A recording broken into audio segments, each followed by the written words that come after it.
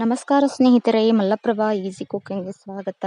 ಇವತ್ತಿನ ದಿವಸ ನಾನು ಹೊಸ ರೆಸಿಪಿಯನ್ನು ಯಾವ ರೀತಿ ಬರಳ ಚೀಪು ಅಷ್ಟು ತಟ್ಟೆ ಖಾಲಿ ಮಾಡುವಷ್ಟು ಟೇಸ್ಟಿಯಾದ ಒಂದು ರೆಸಿಪಿ ನಿಮಗೆ ಹೇಳ್ಕೊಡ್ತಾ ಇದ್ದೀನಿ. ಈ ವಿಡಿಯೋ ನೋಡೋದಕ್ಕಿಂತ ಮುಂಚೆ ನೀವೇನಾದರೂ ನಮ್ಮ ಚಾನಲನ್ನು ಸಬ್ಸ್ಕ್ರೈಬ್ ಮಾಡಿರಲಿಲ್ಲ ಅಂದರೆ ಕೆಳಗಿರುವ ಬೆಲ್ ಐಕಾನ್ ಒಂದ್ಸರಿ ಕ್ಲಿಕ್ ಮಾಡಿಬಿಡಿ.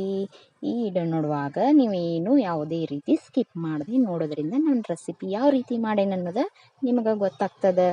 ಸಬ್ಸ್ಕ್ರೈಬ್ ಮಾತ್ರ ಮರಿಬೇಡಿ, ಯಾಕಂದರೆ ನಾ ಹಾಕುವ ಎಲ್ಲ ಹೊಸ ರೆಸಿಪಿ ನೋಟಿಫಿಕೇಷನು ನಿಮಗೆ ಮೊದಲಿಗೆ ಬಂದು ತಲುಪುತ್ತೆ, ನಿಮಗೆ ನೋಡಲಿಕ್ಕೆ ಈಸಿ ಆಗುತ್ತೆ.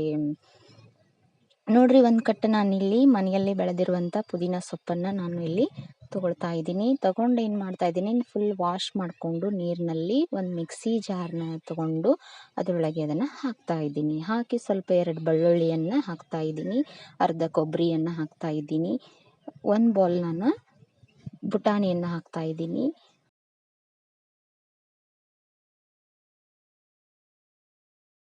ಇಲ್ಲಿ ಸ್ವಲ್ಪ ಹುಣಸೆ ಹಣ್ಣನ್ನು ನಾನು ಯೂಸ್ ಮಾಡ್ಕೊಳ್ತಾ ಇದ್ದೀನಿ.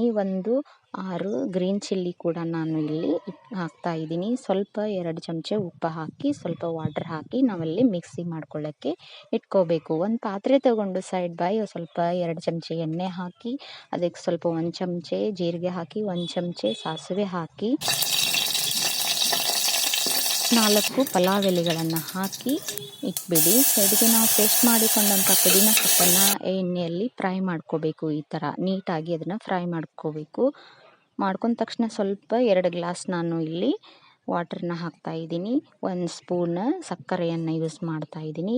2 ಬೌಲ್ ಅಕ್ಕಿಯನ್ನು ನಾನು ಇಲ್ಲಿ ಹಾಕ್ತಾ ಇದ್ದೀನಿ. 2 ಬೌಲ್ ಅಕ್ಕಿ ಹಾಕಿದ್ಲ ಒಂದು ಚುಟಕಿಯಷ್ಟು 1 ಚಮಚ ಗರಂ ಮಸಾಲ ಪೌಡ್ರನ್ನು ಹಾಕಿ ನೀಟಾಗಿ ಇಲ್ಲಿ ಕುಕ್ಕರ್ನಲ್ಲಿ ಹಾಕಿ ಇಡ್ತಾ ಇದ್ದೀನಿ. ನೋಡಿ ಎಷ್ಟು ಚೆನ್ನಾಗಿ ನೀಟಾಗಿ ಕಾಣಿಸ್ತಾ ಇದೆ, ಘಮ ಘಮ ಅಂತ ಸ್ಮೆಲ್ ಬರ್ತಾ ಇದೆ. ನೋಡಿದ್ರೇ ಈ ರೆಸಿಪಿ ಮಾಡಲೇಬೇಕು ಅಂತ ಅನ್ನಿಸ್ತಾ ಇದ್ದಿಲ್ಲ. ಇನ್ನೇಕ್ ತಡ ಹೋಗಿ ರೆಸಿಪಿ ಮಾಡಿ ಅಂತ ಹೇಳ್ತಾ ಸೈಡ್ ಬಾಯ್ನ ಏನು ಮಾಡ್ತಾ ಇದ್ದೀನಿ, ಕುಕ್ಕರ್ ಬಾಯ್ ಹಾಕಿಬಿಟ್ಟು ಸಿಟಿ ಹೊಡ್ಲಿಕ್ಕಿಟ್ಟು ಒಂದು ಪಾತ್ರೆ ತಗೊಂಡು ಆನಿಯನ್ ಹೆಚ್ಚಿಟ್ಕೊಂಡು ಅದಕ್ಕೆ ಸ್ವಲ್ಪ ತುಪ್ಪ ಹಾಕಿ ಅದನ್ನು ನೀಟಾಗಿ ಫ್ರೈ ಮಾಡ್ಕೊಳ್ತಾ ಇದ್ದೀನಿ.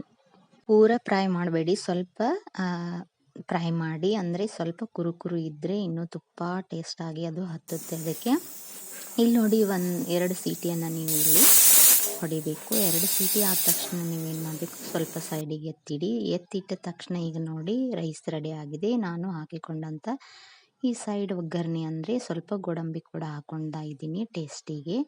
ಸೈಡ್ ತೆಗೆದಿಟ್ಟು ಏನು ಮಾಡಿ, ಈಗ ನಾವು ಅದರಲ್ಲಿ ಅನ್ನವನ್ನು ನಾವೇನು ಮಾಡಬೇಕು, ಈಗ ಅದರಲ್ಲಿ ಮಿಕ್ಸ್ ಮಾಡಬೇಕು. ಪುದೀನ ಸೊಪ್ಪನ್ನು ನಾನು ಹಾಕಿಕೊಂಡಂಥ ಒಗ್ಗರಣೆಯಲ್ಲಿ ಮಿಕ್ಸ್ ಮಾಡ್ತಾ ಇದ್ದೀನಿ. ನೋಡಿ ಮಿಕ್ಸ್ ಈ ರೀತಿ ಘಮ ಘಮ ಸ್ಮೆಲ್ ಬರ್ತಾ ಇದೆ ಅಲ್ವಾ.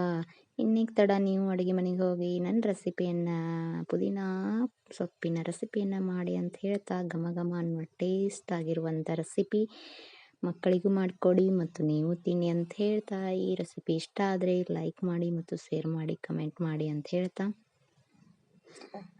ನೀವೇನಾದರೂ ನಮ್ಮ ಚಾನಲ್ನ ಸಬ್ಸ್ಕ್ರೈಬ್ ಮಾಡಿಲ್ಲ ಅಂದರೆ ಕೆಳಗಿರೋ ಬೆಲ್ಲೈಕನ್ ಇನ್ನೊಂದು ಸಾರಿ ಕ್ಲಿಕ್ ಮಾಡಿಬಿಡಿ. ನೋಡಿ, ತುಂಬ ಚೆನ್ನಾಗಿರುವ ಟೇಸ್ಟ್ ಆಗಿರುವಂಥ recipe. Thank you for watching.